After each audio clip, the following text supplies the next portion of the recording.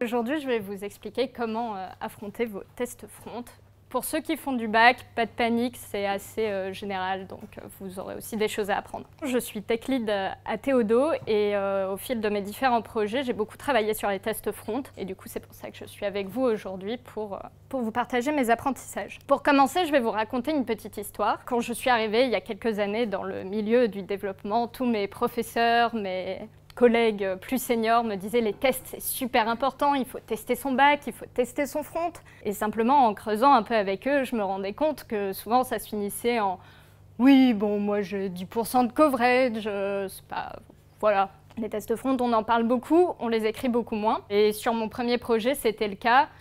On avait très peu de tests front, ils étaient très mauvais. À chaque rétro, j'essayais de ramener le sujet, on me disait ouais, t'as raison, il faut en faire. Et on n'en faisait pas. Du coup, un jour, j'en ai eu marre, je me suis dit, ça y est, je vais affronter les tests front.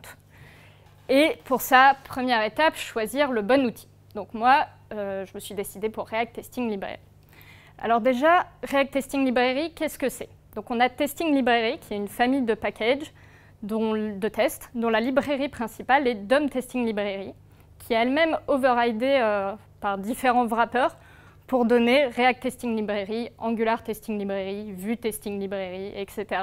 Donc vous avez compris, c'est des structures de tests qui restent identiques d'un framework front à l'autre, donc c'est très pratique quand on est sur plusieurs stacks. Pourquoi Testing Library? Alors il y a 3 axes principaux dans la philosophie de Testing Library qui nous intéressent. C'est premièrement le fait d'écrire des tests maintenables, c'est-à-dire qu'on ne veut pas avoir à réécrire nos tests quand on change l'implémentation mais que le fonctionnel ne change pas. On veut pouvoir développer sereinement en testant avec le comportement que l'utilisateur aura effectivement avec la plateforme. Et enfin, Testing Library permet d'écrire du code accessible par défaut. Je développerai tout à l'heure. Et enfin, Testing Library est quand même hyper plébiscité par ses utilisateurs. Il y a une super doc, donc ça ne gâche rien. Maintenant, je vais vous donner un petit exemple pour que vous compreniez mieux. J'ai implémenté ce bouton, quand on clique dessus, il affiche Hello World, donc rien de bien compliqué. Maintenant, si je veux tester ce bouton, j'ai en gros 2 solutions. Soit je vais tester proche de l'implémentation, ça donne ça. Je ne sais pas si vous avez déjà fait des tests de snapshot, donc en gros l'idée c'est, au moment de lancer le test la première fois, on va générer un snapshot, donc le machin là, et chaque fois qu'on relance le test, on va vérifier que le code correspond toujours au snapshot. C'est pas maintenable, pourquoi? Parce que par exemple ici, donc là c'est le code de mon bouton, si je remplace mon React fragment par une div, le comportement de mon bouton ne change pas du tout, par contre mon test casse. Et ça, c'est embêtant. Maintenant, l'autre solution, c'est d'utiliser React Testing Library, et ça donne ça. Du coup, si vous regardez un peu le code, vous verrez qu'il n'y a absolument pas besoin d'afficher le code du bouton à côté pour pouvoir écrire les tests. J'aurais pu écrire ce test uniquement en ayant le fonctionnel à côté. Ce test, comment il est décomposé? On a en gros, d'abord on rend le composant avec le render. On va accéder à des éléments du DOM avec les sélecteurs. C'est là qu'on parle d'accessibilité parce que les sélecteurs fonctionnent de la même manière que les lecteurs d'écran. Donc si votre sélecteur arrive à récupérer un élément, il y a des chances pour que le lecteur d'écran y arrive aussi et donc la personne qui a besoin du lecteur d'écran. On simule des interactions de l'utilisateur avec le DOM. Et enfin, on vérifie que tout se passe comme prévu. Donc c'est beaucoup plus intéressant. Maintenant qu'on a notre outil, on va vouloir savoir comment l'utiliser. Donc pour ça, je vais revenir sur 3 projets sur lesquels j'ai travaillé, qui m'ont apporté 3 apprentissages et donc une nouvelle vision des tests. Mon premier projet, je vous en ai déjà un peu parlé. On a attendu avant de tester. On a attendu 3 mois et un MVP. Et du coup, c'était très compliqué. Pourquoi ? Parce que le code était déjà complexe, du coup les tests, dès les premiers tests, c'était déjà difficile à mettre en place. En plus, il fallait tout moquer d'un coup. Et enfin, le métier était habitué à une certaine vitesse de développement et donc c'était un peu compliqué de leur faire comprendre qu'on devait ralentir pour tester. C'est trop compliqué, on a laissé tomber. Maintenant, si on avait testé dès le début, qu'est-ce qui se serait passé? La complexité du code aurait augmenté progressivement, donc la complexité des tests aussi. De la même manière, on aurait moqué au fur et à mesure. Et enfin, les tests auraient fait partie du développement, du flux normal de développement, et donc auraient été beaucoup plus acceptés par le métier. Donc, première règle, il faut tester dès le début. C'est jamais trop tôt pour tester. Sur mon deuxième projet, c'était un projet où les tests se passaient bien. Et oui, ça existe. Et c'est là que j'ai découvert que pour que ça se passe bien, il faut faire de la conception. Du coup, chez Théodo, par exemple, quand on va vouloir développer une feature, on va écrire une stratégie technique. Donc là, c'est ma stratégie technique pour mon bouton de tout à l'heure. Donc l'idée, c'est qu'on se mette d'accord avec l'équipe en amont sur ce qu'on va développer et sur comment on va le développer pour qu'ensuite, au moment du code, il n'y ait pas d'incertitude et on puisse avancer sereinement. Est-ce qu'il n'y a pas quelque chose qui vous choque sur cette stratégie ? Est-ce que vous êtes sûr qu'il n'y a pas quelque chose qui vous choque sur cette stratégie? On a quand même écrit qu'il fallait tester. C'est pas toujours le cas, des fois on oublie carrément. Là on se dit on va aider le développeur, on va lui rappeler que c'est bien d'écrire des tests. Mais le problème avec ça, c'est qu'on ne sait pas quel test écrire. Du coup, on risque d'écrire des tests qui sont complètement à côté de la plaque. Les tests ne sont pas pris en compte dans l'estimation parce qu'on ne se rend pas compte de la charge qu'ils représentent dans le développement. Et enfin, tout le but de faire de la conception en amont, c'est de ne pas avoir de charge mentale au moment du développement. Et là, on remet de la charge mentale et en plus, souvent les tests, on les écrit à la fin. Du coup, c'est vraiment le pire moment pour avoir à réfléchir à ce qu'on veut faire. Et qu'est-ce qui se passe si on met une stratégie technique? Ça, c'est un exemple de stratégie technique que je vous propose pour les tests. Ça prend pas beaucoup plus de temps à écrire.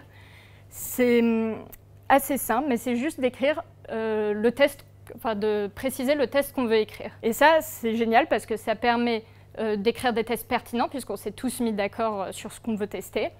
Ça permet de se rendre compte dans l'estimation du temps que ça va prendre. Et enfin, on sait, au moment du développement, on sait directement quel test on veut écrire, c'est rapide. Et enfin, mon troisième projet, c'est le projet où j'ai découvert à quel point se reposer sur le coverage, c'était traître. J'imagine que vous vous doutez tous que le coverage, c'est pas une mesure satisfaisante pour la qualité des tests. Moi, je m'en doutais aussi avant, mais c'est vraiment sur ce projet où je me suis rendu compte à quel point ça pouvait poser problème, parce qu'on a un super bon coverage. Par contre, chaque fois qu'on va développer une nouvelle feature, on va passer énormément de temps, parfois 80% du temps, à réparer les tests qui cassent. Du coup, c'est compliqué. Pour éviter ça, il y a quelques points de contrôle quand on relit du code à avoir en tête. C'est déjà, est-ce que je comprends vite quelle fonctionnalité est testée? Est-ce que cette fonctionnalité est déjà testée ailleurs? Parce que oui, ça arrive très souvent de dupliquer ces tests. Et enfin, est-ce que le test devrait être réécrit si je fais une refacto qui ne modifie pas le comportement? Bon, ça, c'est un peu vague, vous me direz. Du coup, je vais vous donner des exemples un peu plus concrets de signaux d'alerte vraiment pour le front. Par exemple, on peut avoir des tests hyper longs avec plein de expect. Et là, on a même des commentaires qui nous indiquent qu'on teste plusieurs choses à l'intérieur de notre test. Ça peut être le moment de se dire qu'un petit découpage peut être utile. Le timeout du test a été augmenté. C'est du vrai code. Je ne savais pas qu'on pouvait augmenter le timeout d'un test. Ça indique aussi que le test est peut-être un peu trop lourd et qu'il vaut mieux répartir un peu. L'utilisation des data test ID. Donc ça veut dire qu'on va rajouter un ID spécifique juste pour pouvoir tester. Donc c'est du code qui ne sert à rien. Et en plus, ça montre que le composant n'est pas accessible vu qu'on est obligé, vu qu'on ne peut pas y accéder avec les sélecteurs normaux. De la même manière, utiliser des next element sibling ou parent element pour récupérer des éléments. Donc ça montre que ce n'est pas accessible et en plus, ça peut facilement casser si je rajoute des éléments intermédiaires. Et enfin, l'utilisation de Fire Event au lieu de User Event. Du coup, c'est quoi le problème? Donc je ne sais pas si vous êtes un peu familier avec Fire Event et User Event. L'idée, c'est de simuler des comportements utilisateurs. Souvent, on va utiliser Fire Event, mais c'est un peu traître parce que c'est un peu éloigné de l'action de l'utilisateur. Typiquement, moi, je me suis retrouvée à essayer de tester que je pouvais bien écrire dans un input disable. Le test passait.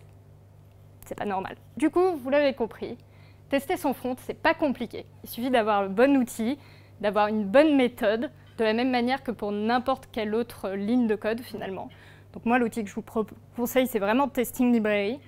Et du coup, les trois points à vraiment avoir en tête, c'est de ne pas mettre ces tests de côté, de les concevoir et de ne pas se reposer uniquement sur le coverage. Merci pour votre attention. Est-ce que vous avez des questions? Moi, je m'étais retrouvé à faire soi-même des tests d'implémentation sans le savoir en faisant les tests front. J'ai remarqué que ça cassait pas mal pour rien. Et c'est là où je pense qu'on se dit, effectivement, comme tu disais, plus ça devient chiant, qu'on se dit, mais ça sert à rien. En fait, je passe trop de temps à refactoriser mes tests plutôt qu'à avancer. Et du coup, maintenant, comment je raisonne, c'est, bon, j'ai lu ça aussi dans des articles et tout, et est-ce qu'il ne faut pas se concentrer sur vraiment ce que l'utilisateur voit à proprement parler? J'ai vu que tu parlais de fonctionnalité. Maintenant, des fois, je me dis, bon, bah ça, je ne le teste pas.